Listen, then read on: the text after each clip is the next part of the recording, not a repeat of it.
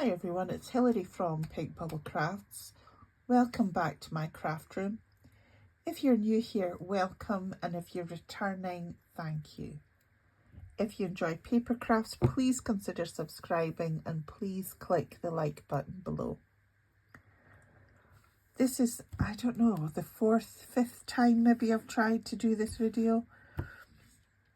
I've got a coughing, I've started coughing, so I've got a cough sweetie. Then my daughter come in and she starts shouting up the stair that she's here. So let's start this again and hopefully I'll get through it this time. The first thing I'd like to do is a video for Amber. Amber is Amber Kintyre Crafts and she is having a giveaway. And for her giveaway, she is asking you for a tree decoration. Now, Amber's giveaways are always immense. I mean, the stuff she gives away is amazing. But she also sets really good challenges. So this is a little decoration for a little tree that goes in the house. It doesn't have to be Christmas, but she would like your name on the front. So check out the video for all the terms and conditions and have a look at her amazing prize. Now, this week, I have been making things. And I'm going to be honest, it's a wee bit like this video. I cannot tell you how frustrated I've been. So I looked at all the Halloween stuff I got recently. I had a Halloween haul and I had some stuff in the house already. So I thought, right, I'm going to get it out and I'm going to make it up and see what I've got. So the first thing is this stamp and die set, which was really good. I think it's a good size. So I did 3 of them just to see how differently we could decorate them, and so that'll be great for toppers for when I'm, or you know, just ephemera when I'm doing things. Then I did the bat. Again, it's a stamp and die set. It is a really big bat, actually. Let me just measure it. 6.5 inches. So that would be one whole card, really. That, I don't know. Yeah, that is a really good size. There are some words stamped on it. This one wasn't too bad to do, and neither was this one, the pumpkin. Again, it's a stamp and die set. It's a really good size, but didn't have too many pieces. So I've made these. I cut a few extra cards. I got this card and I thought I'll just cut the blanks ready. So that goes with them. Now, the only thing I haven't used yet is that, and I don't know if I will. Now, I got, let me see, get the right bit. I got this. Now, this was in the mystery bag, but I also got this. I had this before, and I bought it with all the corresponding card. There's a special set of card called Fright Night. And this is a stencil for a box, and it's the dies. Well, blow me down. This is the box that you make, and it takes such a long time, because you have to draw around it, draw all the score lines, cut it out by hand and then fold it. And it doesn't actually close. Then I thought, right, we'll make the characters. I'm going to show you how many dies there are. Now, there are no instructions with this. It doesn't tell you what goes where. There's no QR code on it. So everything for Frankenstein is in Frankenstein, I think.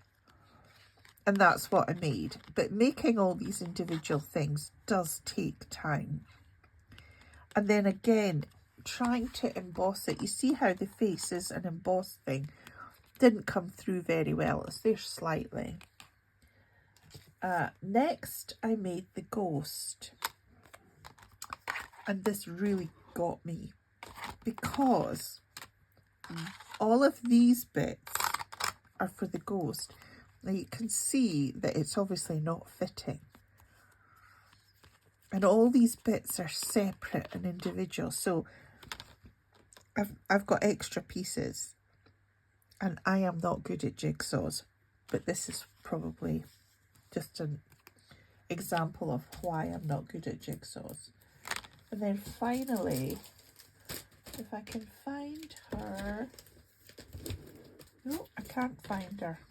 I did the witch.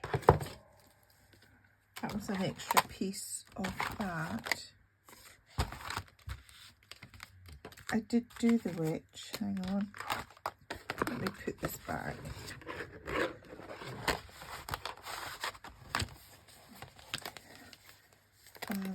As I say, that's the template for the box,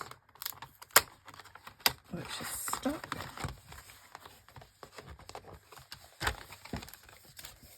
Now, I have found her. Here she is. And that was the witch. And again, this wasn't too bad because you could tell where things were. There weren't too many, but there was an extra bit, and I don't know where it goes. So there was an extra bit, or two extra bits for this and an extra bit for this. No idea where it goes. The idea is that you would stick that in front of there, and that would be your little goodie box, but there's nothing to hold it or close it or anything like that.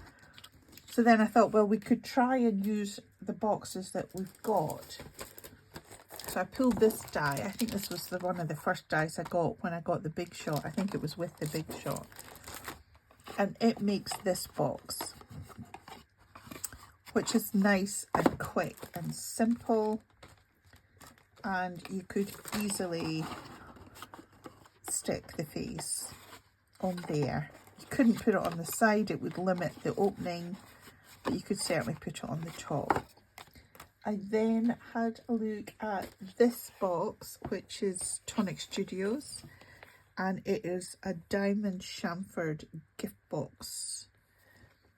And I think it looks a bit like a coffin. So I thought we could try this. But the faces don't cover it closed. You know, you could put a hinge on and lift it up, but I think what I might do with that is use some of the foiled acetate. You could certainly put that on there. The pumpkin one, you know, you would definitely go well on there. So that's a possibility too, that we could put that. This is the set of cards that I got. And I've got all my cut bits. So I'm hoping I can put all of this together. I've got a box for Thanksgiving and things, so I might put it in there because the colours are very similar. Finally, there's the stencil set. And we got the glitter paste to go with it. So this is the largest stencil, it's the Flying Witches. Then there is the cats. Hopefully you can see that okay. And then there is the individual one. So I think that I will try and make up different things with these. We don't really do Halloween cards, do we? So what I thought was that we could do a series of making things that are anything but cards. There's so many things that we make, whether it's a folio, a memory book, whether it's a box or a bag, whether it's bookmarks or loaded pockets or ATCs, anything like that. So let me know if there's things that you would like to see made, and I'll give it a bash. I certainly want to do more than just cards now. So I did do a lot of memory books, and there's a lot of work in them. But what I found was, and the reason I stopped making them is because people didn't want them.